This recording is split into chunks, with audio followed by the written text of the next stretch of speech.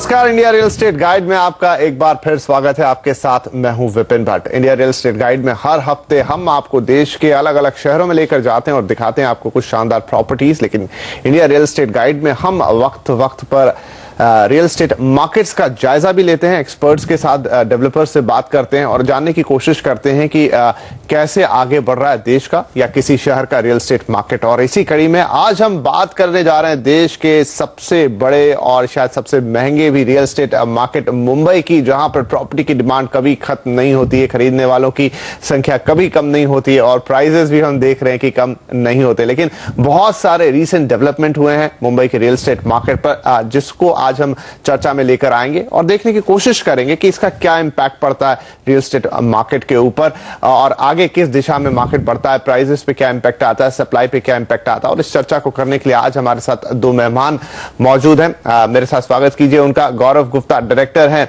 Omkar realtors के, एक ऐसी कंपनी जहां पर हमने देखा है काफी काम किया रीडेवलपमेंट में। और साथ ही हमारे साथ हैं पंकज कपूर साहब, मैनेजिंग डायरेक्टर हैं लाइसेंस फोरास के, रिसर्च कंपनी है, काफी काम करते हैं खासतौर पर मुंबई मार्केट के ऊपर। तो आइए अपनी इस चर्चा को शुरू करते हैं। और पहले गौरव आपसे, हमने देखा है कि रिसेंट में मुंबई मार्केट में काफी सारे कुछ ऐसे, चाहे सुप्रीम कोर्ट से फैसला आया हो, चाहे गवर्नमेंट ने फैसला लिया हो, चाहे लोकल बॉडी का फैसला हो, काफी चीजें हैं जो मार्केट को इंपैक्ट करेंगी। एक बड़ा फैसला है जो अमल में हम पूरी उम्मीद करते हैं आ जाएगा, वो है क्लस्टर रीडेवलपमेंट का। अभी तक जो सिर्फ आइलैंड सिटी ऑफ मुंबई तक ही सीमित था, अब इजाजत दे दी गई है कि आप सबर्ब्स में जाके क्लस्टर रीडेवलपमेंट करें। तो सबसे पहले आप इस फैसले को कैसा देखते हैं?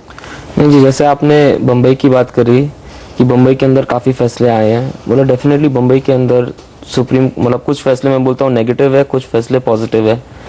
सुप्रीम कोर्ट के जजमेंट की बात करें कि जहाँ उन्होंने फैसला दिया है कि आपको ओपन स्पेस ज़्यादा मेंटेन करनी पड़ेगी एंड उसका अगर इम्पैक्ट देखेंगे हम लोग तो क्या होगा जी, बॉम्बे जैसे सब जानते हैं जो सिटी है, मतलब वैसे ही यहाँ पे लैंड एरिया बहुत कम है क्योंकि यहाँ पे समुद्र है तीनों तरफ से। तो इसका impact specifically redevelopment and open land दोनों प्रोजेक्ट्स के ऊपर बहुत बड़ा होगा। जो आपने दूसरी बात करी कि 33(9) की जो क्लस्टर पॉलिसी गवर्नमेंट ने अनाउंस करी है, तो मैं इसमें ही बोलना चाहूंगा कि जी अभी तो पॉलिसी ड्राफ्ट स्टेज के अंदर है, इट इज स्टिल, मतलब काफी समय है जब तक ये फाइनलाइज होकर आती है। Definitely move in the positive, in the right direction. लेकिन अभी भी जो पॉलिसी फाइनली कैसे फ्रेम होकर आती है उसके बाद ही डिपेंड करेगा कितने चैलेंजेस हैं, कितने चैलेंजेस नहीं है। एक जो सबसे बड़ा चैलेंज आज के दिन इसके अंदर लगता है कि भाई आपको मिनिमम 1 एकड़ ऑफ लैंड पार्सल चाहिए, राइट। एंड जैसे हम लोग देखते हैं कि भी सिटी एंड सबर्ब्स दोनों के अंदर जो पुराने डेवलपमेंट्स हुए हैं उसमें लैंड पार्सल्स काफी छोटे छोटे हैं। तो डीलिंग विद मल्टीपल ओनर्स जो है, dealing with multiple tenants, I think थोड़ा चैलेंजिंग रहेगा, इतना ईजी नहीं रहेगा। लेकिन अभी move in the right direction है, लेकिन जब तक फाइनल पॉलिसी नहीं आती उसके बारे में ज्यादा नहीं बोल सकते। राइट।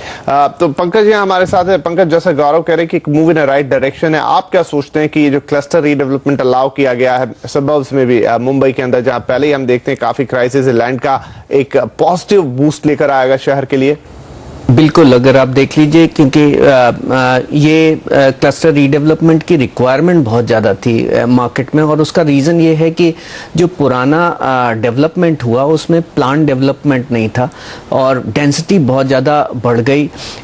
आज चाह के भी इस डेंसिटी को फुलफिल करने के लिए जो इंफ्रास्ट्रक्चर की नीड है, जहाँ पे हमें new water distribution line layout करनी है, अगर रोड की विड्थ बढ़ानी है सिटी के सर्कुलेशंस के पॉइंट ऑफ व्यू से, तो हमको ज़्यादा लैंड और ज़्यादा ओपन एरिया की ज़रूरत पड़ेगी। अब उसके लिए जो है हमको डेंसिटी का रीडिस्ट्रीब्यूशंस करना ज़रूरी है। सिटी काफ़ी हॉरिजॉन्टल बन गई थी, हॉरिजॉन्टल बनने की वजह से हमारे पास लैंड अवेलेबिलिटी बहुत कम थी। तो इस क्लस्टर रीडेवलपमेंट की वजह से हम इसको वर्टिकली ऊपर लेके जा सकते हैं, जिससे हम ज़्यादा बड़ी लैंड अवेलेबल होगी और जिसके ऊपर हम इंफ्रास्ट्रक्चर जो आज के दिन नेसेसिटी बन गई है to cater to the develop need, तो उसके पॉइंट ऑफ व्यू से बहुत अच्छा है। और उसके अलावा कोई और चारा भी नहीं था हमारे पास, क्योंकि इतना ज़्यादा कंजेशंस बढ़ गया है। पास्ट का हैफेजर्ड जो डेवलपमेंट था उसको एक प्लान डेवलपमेंट में कन्वर्ट करने के लिए क्लस्टर रीडेवलपमेंट बहुत ही अच्छा था और सिटी की एक नेसेसिटी भी आ गई थी। तो उस पॉइंट ऑफ व्यू से सिटी और रियल एस्टेट इंडस्ट्री दोनों के लिए बहुत अच्छा है। गौरव, यहाँ पर हम इस चर्चा को ऐसे आगे बढ़ाएंगे कि आपने कहा काफी चैलेंजेस होंगे, आगे क्या होता है वो देखने वाली बात होगी, लेकिन हम मान के चल रहे हैं कि जैसा सरकार ने प्रपोजल दिया है लगभग उसी लाइंस पे काम होगा। तो क्योंकि आप रीडेवलपमेंट में हैं, आपने काफी काम भी किया है, सबल्स में भी किया है, तो हम स्लम रीडेवलपमेंट के अलग इसको थोड़ा रखते हैं। क्लस्टर आपने कहा 1 एकड़ का प्लॉट चाहिए 10,000 स्क्वायर मीटर का। अब जो हमारे सबर्ब्स हैं उसमें शायद मुश्किल होगा एक साथ इतना बड़ा एरिया ढूंढना, क्योंकि अभी भी उतनी पुरानी नहीं हो गई है बिल्डिंग्स और चित्री हुई हैं अलग अलग जगहों पे। हालांकि आपके लिए शायद एक सहूलियत होगी कि आप 100% की जगह 70% आपको लोगों का वहां पे अनुमति चाहिएगी और FSI भी आपको इसमें बढ़ावा मिलेगा। प्रैक्टिकली इसको करना अगर यही सब लाइंस पे रहता है कितना आसान होगा? चैलेंजेस तो डेफिनेटली रहेंगे जी स्कीम के अंदर, प्लस एक जो इंसेंटिव जो चीज होती है स्कीम करने के लिए, बोला अभी जो नजर आ रहा है, बोला इंसेंटिव्स इतने ज्यादा नहीं है जितने होने चाहिए एक रीडेवलपमेंट बिजनेस के अंदर, क्योंकि इसके साथ काफी रिस्क भी एसोसिएटेड होते हैं। तो ये तो जब तक फाइनल, मैंने जैसे आपको बताया, जब तक फाइनल गाइडलाइंस नहीं आएगी एंड तब तक कुछ कह नहीं सकते। एक जो करंट गाइडलाइंस के अंदर है उसके अंदर जो इसको अप्रूवल करने का प्रोसेस अगर हम लोग देखेंगे, मतलब it is again a very very lengthy process and इसके जो नंबर ऑफ सीनियर मैं बोला गवर्नमेंट ऑफिसर्स रिक्वायर्ड है एक प्रपोजल सैंक्शन करने के लिए, वो भी बहुत लंबा प्रोसेस है। तो डेफिनेटली हाँ, डेफिनेटली होप गवर्नमेंट इसको कुछ कंसिडर करे, थोड़ा ईज करे उस पर्सपेक्टिव से। राइट। चलिए, तो यहाँ पर वक्त हो गया एक छोटे से ब्रेक का, लेकिन ब्रेक के बाद बात करेंगे कि मुंबई के मार्केट में कई इंफ्रास्ट्रक्चरल चेंजेस भी आ रहे हैं। बहुत सारी चीजें हैं जो सरकार की तरफ से जिन्हें नॉट मिल चुका, हरी झंडी मिल चुकी है, उनका क्या इंपैक्ट होगा। कुछ फैसले भी आए कोर्ट्स की तरफ से, उनका क्या इंपैक्ट होगा मुंबई के रियल एस्टेट मार्केट पे, ये सारी बातें करेंगे छोटे से ब्रेक के बाद।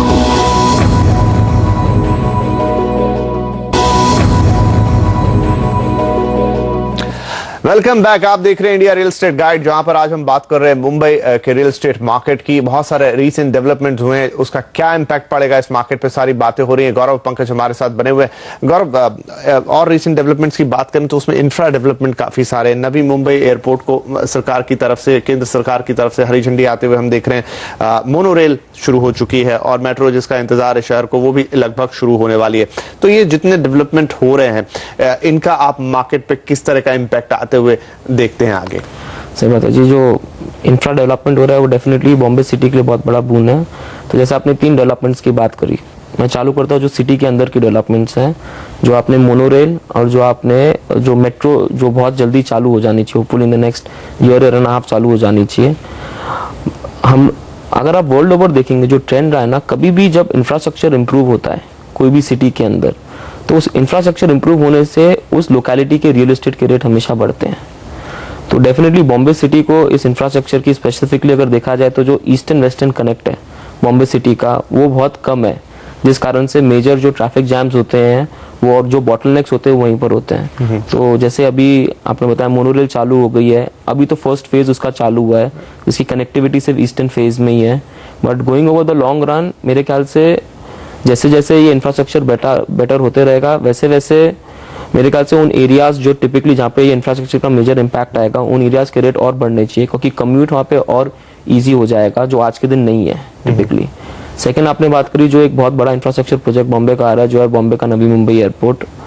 डेफिनेटली उसके आने से जो पनवेल, जो सबअर्बन बॉम्बे का एरिया है, पनवेल का एरिया, वहाँ पे काफ़ी डेवलपमेंट आने के चांसेस हैं। एंड इनफैक्ट आज के दिन भी अगर हम लोग देखें, पिछले 2 साल से चर्चा चालू थी कि भी नवी मुंबई एयरपोर्ट आएगा। लैंड प्राइसेस वहाँ पे ऑलरेडी मोर देन 300-400% टाइम्स बढ़ चुके हैं। तो over a period of time जब ये डेवलपमेंट होगा वहाँ पे प्राइसेस और इंक्रीज होगी, डेफिनेटली सप्लाई भी आएगा वहाँ पे। एंड वहाँ पे जो टिपिकल सप्लाई आएगा हम लोग जो देख रहे हैं will be more of your budget houses, typically जो स्मॉलर 1 BHK 2 BHKs हैं। मेरे ख्याल से सिटी के लिए काफी अच्छी चीज है जो इंफ्रास्ट्रक्चर प्रोजेक्ट्स डेवलप हो रहे हैं। राइट, पंकज से राय लेंगे। पंकज, यहाँ पर गौरव ने बात करी कि क्या इंपैक्ट होगा, हम ये समझना चाहते हैं कि अब ये जो नए इंफ्रास्ट्रक्चर प्रोजेक्ट आ रहे हैं, चाहे नवी मुंबई एयरपोर्ट की बात करें, चाहे हम ईस्टर्न फ्रीवे की बात करें जो काफी हद तक पूरा हो चुका है, या मोनोरेल, तो ये जो कनेक्टिविटी बढ़ रही है या फिर नया एरिया डेवलप हो रहा है, तो क्या जिन इलाकों पर मौजूदा समय पे बहुत ज्यादा दबाव है, सब लोग वहीं घर लेना चाहते हैं, वो कुछ कम होगा, तो इससे एक पैरिटी आती हुई हम देखेंगे मार्केट के अंदर? बिल्कुल, अगर सिटी के दो मेन प्रोजेक्ट्स जो अगर हम देख रहे हैं कि मोनो रेल चालू हुई है, मेट्रो रेल की भी अब काफ़ी हद तक कंस्ट्रक्शन रेडी हो चुका है और वो लग रहा है कि पिछले नेक्स्ट 1 ईयर में सर्टेनली लग रहा है कि वो ऑपरेशनल हो जाएगा। तो ये ज़रूर लग रहा है कि कुछ हद तक सिटी में ईज अप आता रहेगा, कि थोड़ा ईज होगी सिटी और सिटी का सर्कुलेशन इम्प्रूव होगा। और इस तरीके के जो भी इंफ्रास्ट्रक्चर प्रोजेक्ट हैं जिसकी वजह से अगर कन्वीनियंस इम्प्रूव होती है तो वो सिटी की एफिशिएंसीज के लिए बहुत अच्छा होता है। और मैं ये भी देख रहा हूँ कि जो ईस्टर्न साइड है वो काफ़ी ईज हो भी गया, कि अगर ईस्टर्न फ्रीवे देख लिए, मोनो रेल जो चालू हो गया है तो उससे थोड़ा इम्प्रूवमेंट है। जो मेट्रो रेल आ जाएगी उससे भी आपकी जो ईस्ट वेस्ट कनेक्टिविटी है उसकी वजह से भी सिटी में के ट्रैफिक को काफ़ी बर्डन कम होता हुआ नज़र आ रहा है। तो इन दोनों की तरीके से अगर मैं देखूं तो मुझे लग रहा है कि सिटी थोड़ी ईज अप हो रही है। दूसरा ये है कि जो आपने बात की कि नवी मुंबई एयरपोर्ट है, और नवी मुंबई एयरपोर्ट का रियल एस्टेट इंडस्ट्री पे इतना बड़ा मुझे इम्पैक्ट होता हुआ नहीं दिख रहा है, क्योंकि नवी मुंबई एयरपोर्ट सिटी के बहुत बाहर है। एयरपोर्ट का रियल एस्टेट इंडस्ट्री और अर्बन स्प्रॉल डेवलपमेंट में इतना ज़्यादा सिग्निफिकेंस नहीं रहता है। हाईली स्पेकुलेटिव है। जो रियल एस्टेट ब्रोकर्स और कुछ एक डेवलपर्स हैं उसको स्पेकुलेट कर करके इन्वेस्टर्स को एक तेजी भाव के रूप में जो है ज़्यादा भाव पे लैंड और बेचने की कोशिश करते हैं और घर बेचने की कोशिश करते हैं कि ये एयरपोर्ट आएगा और इसकी वजह से इतनी डिमांड आएगी। किसी भी शहर में आप देख लीजिए, एयरपोर्ट की वजह से एक्सेप्ट हॉस्पिटैलिटी इंडस्ट्री जो वहाँ पे आजू बाजू में 2-4 होटल्स बन जाते हैं, उसके अलावा वहाँ पे रियल एस्टेट के रेजिडेंशियल डेवलपमेंट में उसका बहुत ज़्यादा इम्पैक्ट नहीं पड़ता। कुछ हद तक कॉमर्शियल आईटी स्पेस का डेवलपमेंट हो जाता है, लेकिन नवी मुंबई के जिस वेक्टर के ऊपर ये एयरपोर्ट आ रहा है उसके सराउंडिंग रीजन में भी आज हमारे पास एम्प्लॉयबल पॉपुलेशन की डेंसिटी नहीं है। तो देखने से ये लगता नहीं है कि वहाँ पे आप फ्यूचर में इमीडिएटली कोई भी एक आईटी पार्क आ जाएगा और वहाँ पे ऑपरेशनल हो सकता है, क्योंकि किसी भी चीज़ की एक ऑपरेशनल सस्टेनेबिलिटी के लिए आपको थोड़ा बहुत हैबिटेशन चाहिए, आपको वहाँ पे डेंसिटी चाहिए जो वहाँ पे दिखती नहीं है आज के लेवल पे। और जिस हिसाब से प्राइजेस चले गए हैं वहाँ पे, आज आप 4,000-5,000 रुपए का रेट कोट कर रहे हैं। 5,000 रुपए का रेट उस जगह का रेट होता है जहाँ पे आपके पास सोशल फैब्रिक डेवलप्ड होता है, आपके पास एक अच्छी सी डेंसिटी है कि आदमी जाकर के वहाँ रह सकता है। आज के लेवल के ऊपर जो प्राइजेस हैं सराउंडिंग रीजन में और जिस लेवल पे पहुँच चुके हैं और वहाँ पे कोई डेंसिटी नहीं लगती है, तो ये ज़रूर लगता है कि हाईली स्पेकुलेटिव है।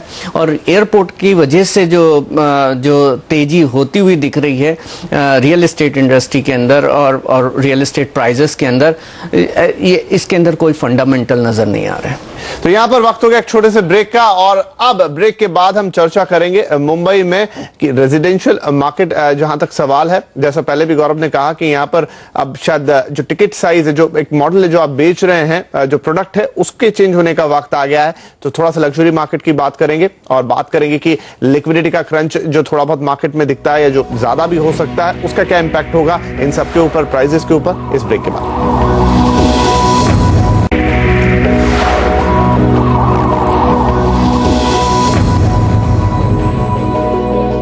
Welcome back. आप देख रहे हैं इंडिया रियल एस्टेट गाइड, जहां पर बात हो रही है आज मुंबई के रियल एस्टेट मार्केट की। काफी चर्चा अब तक हो चुकी है। पंकज, गौरव दोनों हमारे साथ हैं।